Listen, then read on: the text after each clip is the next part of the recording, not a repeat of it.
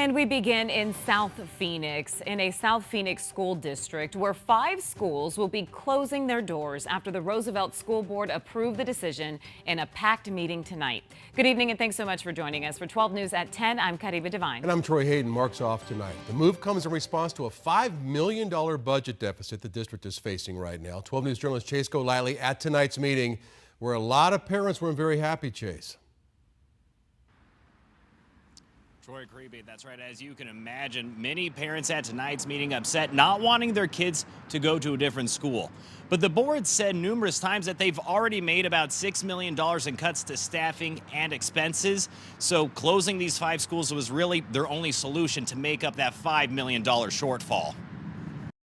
Nobody wants to make this decision. That's what every Roosevelt School District board member had to say. Still, in a 4-1 vote, the district voted to close down 5 schools. Martin Luther King Jr. Elementary, Maxino Bush Elementary, V.H. Lassen Elementary, C.J. Jorgensen Academy of Service Learning, and John R. Davis Elementary. All 1,500 students and staff who attend these schools will be moved to other district schools starting next academic year. We are all about students and student outcomes and making sure that our students have the best opportunity possible at the future. Board President Shelley Jackson claims they had no other choice. With more than 30 charter and private schools popping up in the area, a major decline in student enrollment, and lack of funding from the state legislature, it forced their hand. If we didn't do this, we would have had to cut positions in all campuses instead of 5. Terrian Ross says at first she was against the closure, but after attending multiple public discussions, she says it's what's best to keep the district going. It's saddening,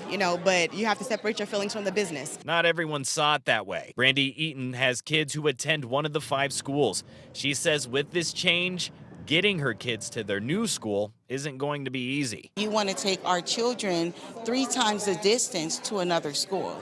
That doesn't sit well with me. Board member Lawrence Robinson was the only one who voted against the decision, believing it's only going to create more problems for the district. When schools close, state data shows that 12% at a minimum of students don't return back to that district. He even tried to delay the vote. Despite there being dozens of public meetings about this, he says there still needed to be more input from the community. It's a no-brainer that we should try to find every solution possible, and we didn't. We went straight to closing the schools that are at the core of our mission. The board president reiterated to me that no teachers will be losing their jobs. They will also be transferring over to those different schools. However, administrative staff like principals at those schools will not have a job. Those announcements will be made within the next couple months. As for the schools themselves, the board is still trying to figure out what exactly to do with those buildings.